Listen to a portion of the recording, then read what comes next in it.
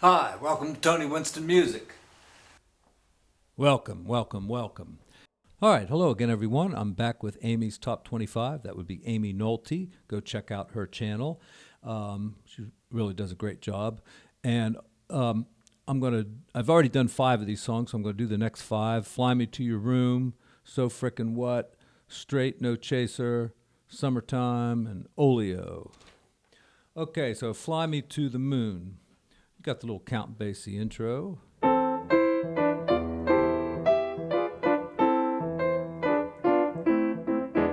I think that's kind of off the Frank Sinatra album. It's a real popular song, so it's one you need to know. A lot of singers will sing it. Original key C major. It was originally a waltz, but almost always done in 4/4 now. So this is a good song to practice drop 2 on.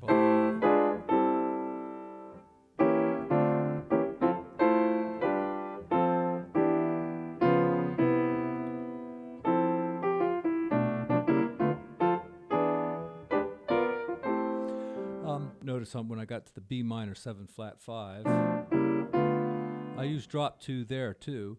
You can do this by using half diminished chord, then a diminished, then another half diminished chord, then another diminished, except the melody just skips up there.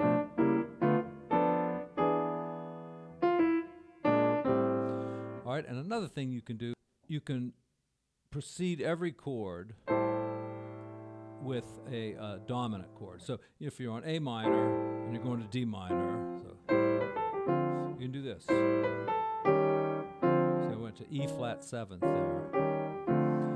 And the reason you could do that is because, like if you reharmonize to A minor, A 7th, and then D minor, now you can take the A 7th and do a tritone substitution, right? And you can just keep doing this. You don't have to think about reharmonizing to A dominant and then tritone substitution. Just go, if you're going from A minor to D, just think up a half step from D, put a dominant chord there, okay? Now the next chord's G7, so I'll think a half step higher. And it works with the melody really great.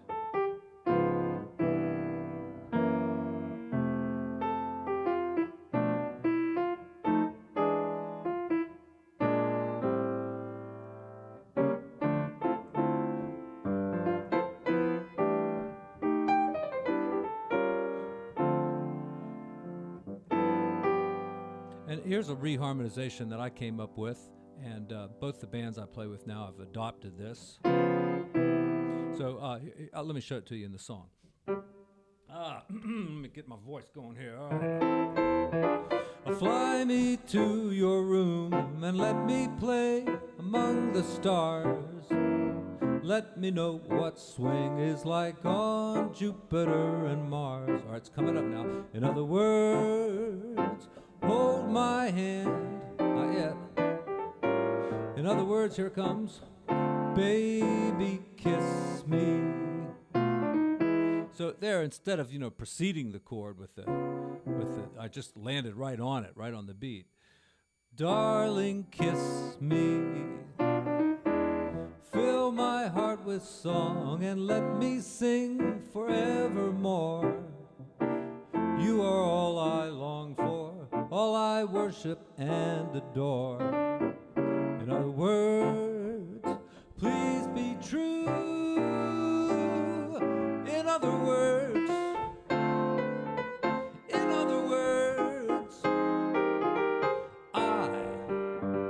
I love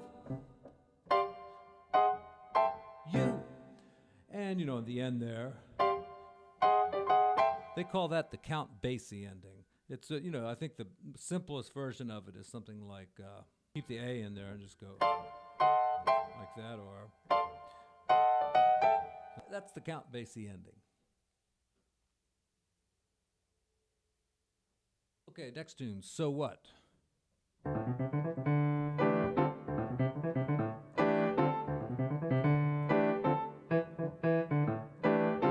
Now, Miles played it that fast once upon a time, but it's practically impossible to play that fast on the double bass. this is a hard line to play. And if you do it really fast, it kind of loses its swing. So, I think a better tempo is a little bit slower. Of course, you got the so what chord there. That's what they call that chord. It's a D minor 7th. Got the 11th down here. You say that's not the 11th, that's the 4th. No, anytime you have a 7th in the chord, then anything you add to it, like a 9th, 11th, or 13, even if it's down here, you call it the 11th. You can call it a 4th if you want to, but the correct terminology for that chord is D minor 11th. Right? It's can be a tough song for beginners because the form is you got 8 bars of D minor, then you got another 8 bars of D minor, then you got 8 bars of E flat minor, and then you got 8 bars of D minor, and then it repeats. So, you have your last 8 bars of D minor, and then it repeats, and you got 16 more bars of D minor. So 24 bars of D minor is enough time to get really lost. So if you listen to the Jamie Aebersold record, the drummer goes puts a little ding there at the beginning. Sometimes he does this, puts a little ding at the beginning of the form, so you don't get lost, okay? And so, suppose somebody does get lost, and they go to the E flat too soon. Well, you can go with them. Or you can make them suffer. Well, that brings me to another subject, and that is when somebody in your band makes a mistake and maybe goes to a different part of the song, the band can cover for that person. They can all go with it, or maybe that person realizes quickly in time and jumps back with the band. But if it's the singer, if the singer comes in the wrong place, or you're doing a 32-bar form, and after the solo, somebody ends the solo halfway through, and the singer's supposed to come in on the second half, but they come back in on the first half or something. Don't be an asshole. Just go with the singer. Don't make the singer look bad, all right? If you're comping, you can play any of this kind of stuff. All right? You can play anything on the white keys goes, basically. You can make all kinds of little voicings like that, and you can even move them around like that sometimes if you want to. You can play outside of the key a little bit, like suppose you're playing D minor here.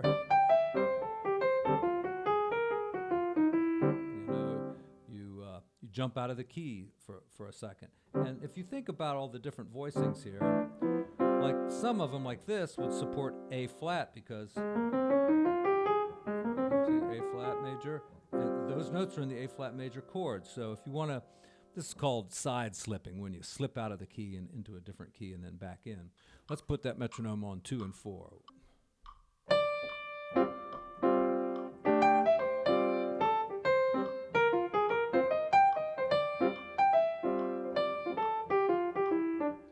So you can also do a thing called side slipping when you're soloing. This is a good song to learn it on because, in D minor, you're playing on all the white keys, basically, Dorian mode.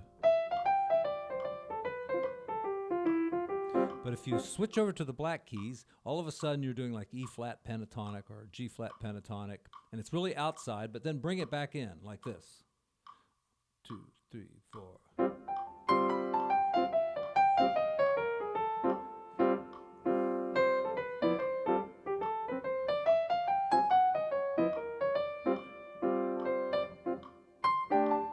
And some of these fourth voicings will support various pentatonic scales, like this one right here. It could support A flat. Those 3 notes are in the A flat major scale. This one could support B flat.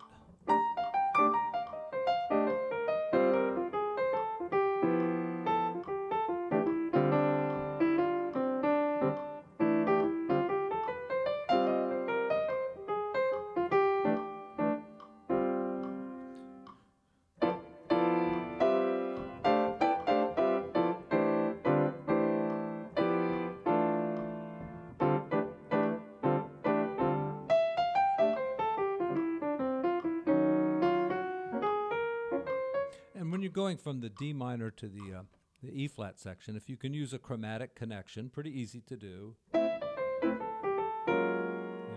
chromatic connection just means going a half step into the new scale. So you're using the D Dorian. See, and step there.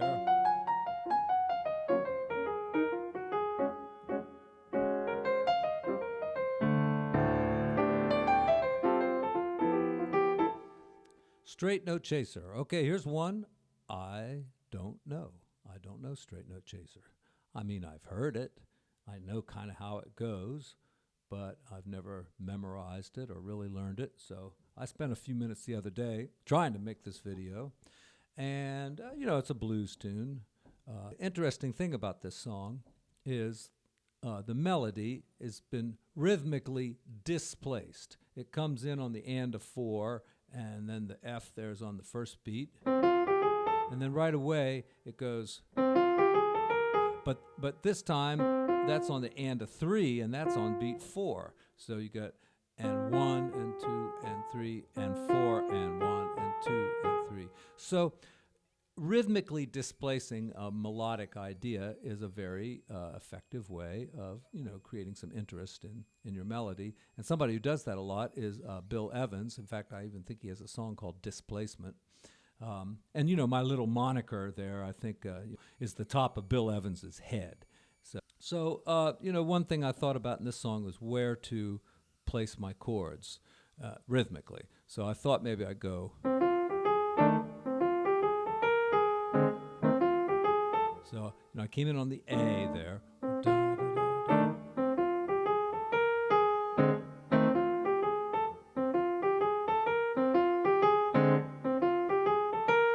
Now that one right there I didn't think fit very well, so I'm going to leave that one out this time.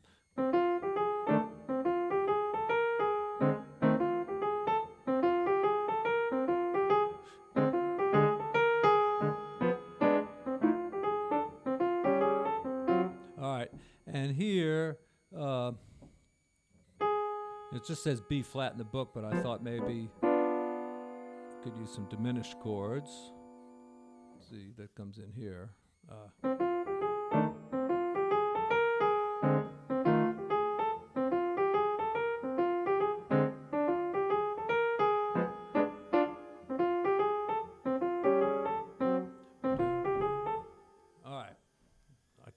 I can't seem to get this rhythmically. I think for fingering, if you put your thumb under every time, then you're always ready for whatever happens. Maybe not on that first one, but.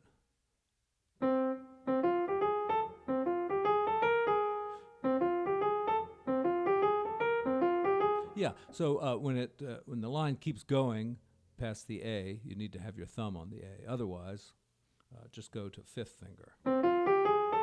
See? And then on the next one,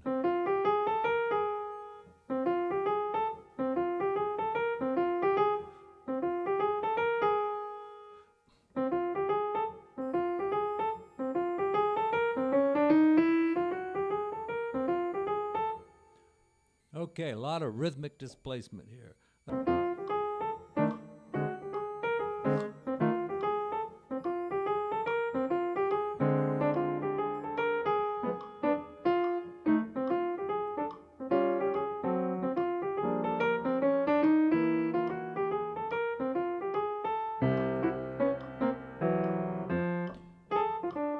So, Monk, he likes to do a 3 and a sharp 4 like that. Quirk of his playing that he likes that flat 5 so much. He puts that in. It suggests the whole tone scale. I believe Monk liked the whole tone scale a good deal too. So, you might try to incorporate some of that stuff into your solo, and also some rhythmic displacement, like if you went 2, 1, 2, 3.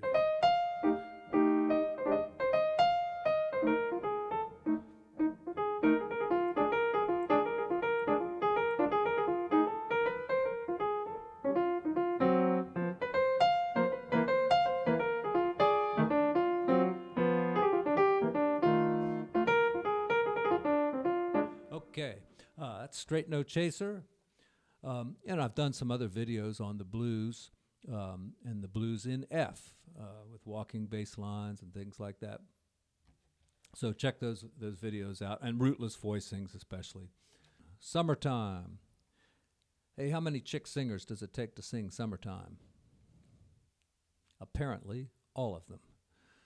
It's a great song, and I don't blame people for enjoying singing it. I sing it myself every once in a while. I did a little research on this song the other day, and I found in my George Gershwin book, where is that? Yeah, originally, I always thought it was A minor 6 and B minor 6, but it's really A minor 6 and E7. So the way they have it voiced in my book is, so you got A minor, the 6th, here's the melody, and then here, that's E7, you got the 5th on the bottom, but E7. Okay, so, I always like to check out the original versions of these songs because a lot of times they're a little bit different than the way jazz players play them. And if you're looking for a new way to play them, try the old way.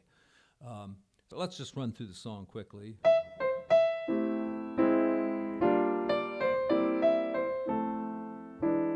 So that's a reharmonization I got from Joe Sample. If you're not familiar with Joe Sample, he's worth checking out. So anyway, it's in A minor.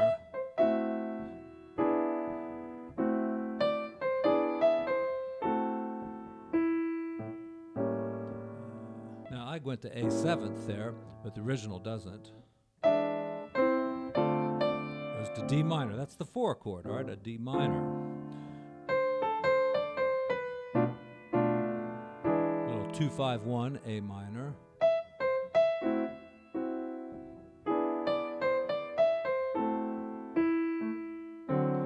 Time it went to the 4 chord as a dominant chord, and that's a bluesy thing, right? Because the blues, when it goes from the 1 chord to the 4 chord, they're both dominant chords. So going to a 4 chord, making it a dominant chord, is a bluesy idea.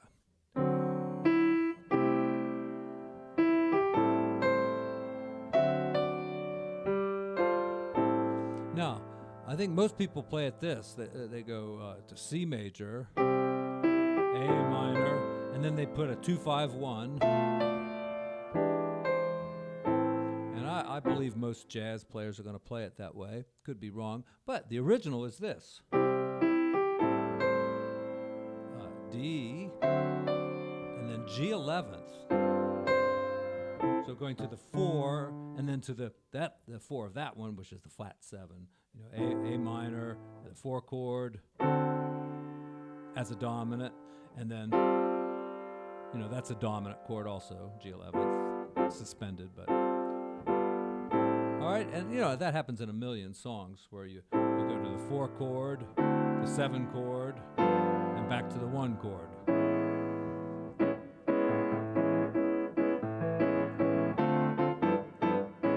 There it is in a major key. So probably a girl key would be D minor. Though back in the day, girls would usually just take the original melody up an octave and sing it in a soprano voice. But nowadays, it's more common to do the song up a 4th or a 5th and put it into a comfortable key for a girl singer. Oleo. Yeah, I worked a little bit on this. I looked it up in the real book because this is another one I don't know.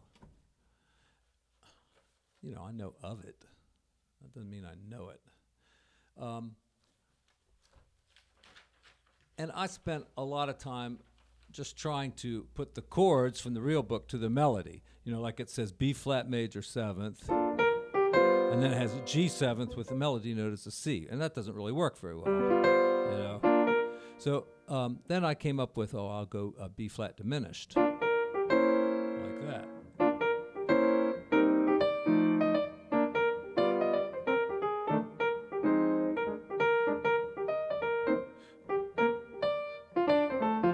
And, after spending, way too much time working on that, I went and did some research on YouTube, and just about everybody who plays it just plays it as a melody. There's no chords going on at all. The piano players play it with both hands, like 1, 2, 3, 4.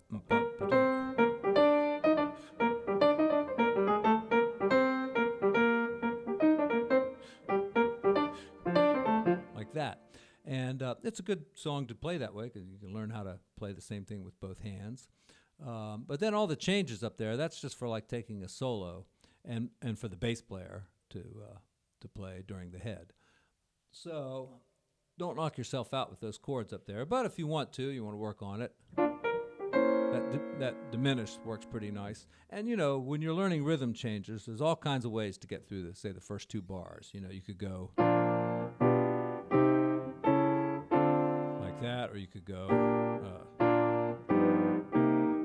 1 6 2 5, or 1 diminished and then the 5, or the one I did.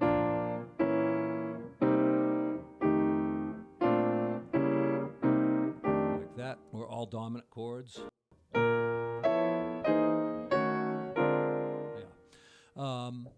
Then we get to the B section, and of course it goes to the 3 chord. Typical rhythm changes, you go to the 3 chord, it's a dominant, 3, just follow the cycle of fifths, G dominant, C dominant, F dominant. Now what can you always put in front of a dominant chord? It's relative to. So in front of you don't have to go to D7, you could go to A minor 7 first, and then D7, all right? 1 bar of A minor, 1 bar of D7.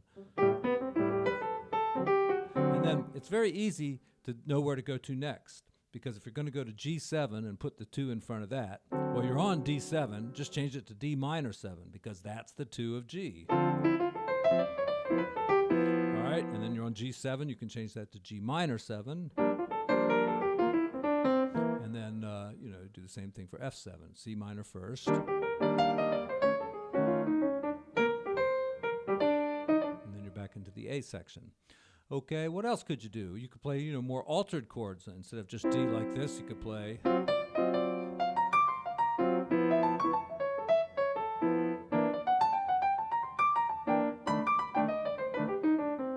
Play lots of flat 5s and stuff like that. What else could you do? All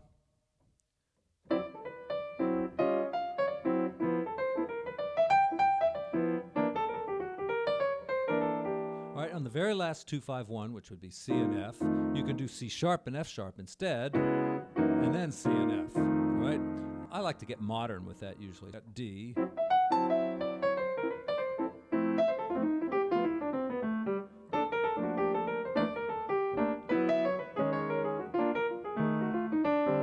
that. See, I did C sharp minor like that, and F sharp dominant like that, and then my 2-5 was that.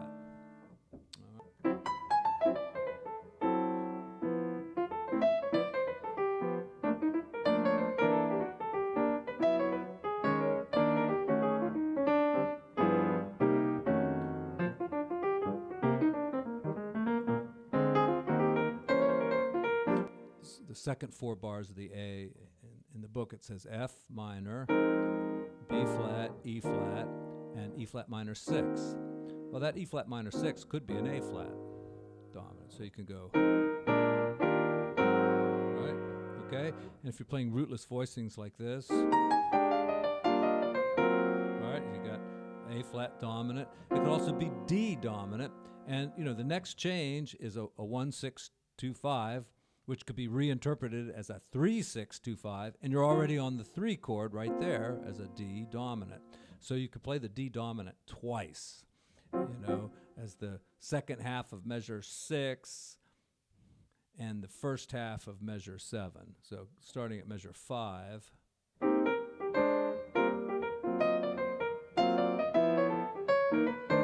right, so you got F minor, B flat, E flat, and then stay on that one. See? Just little ideas here. That's it. All right, so I think I'm going to wrap this up and start the next one. Let's see what's coming up in the next. We got Alone Together. Okay, I kind of know that. How High the Moon. Sort of know that. Softly as in a Morning Sunrise. Bye Bye Blackbird. All right. Beat.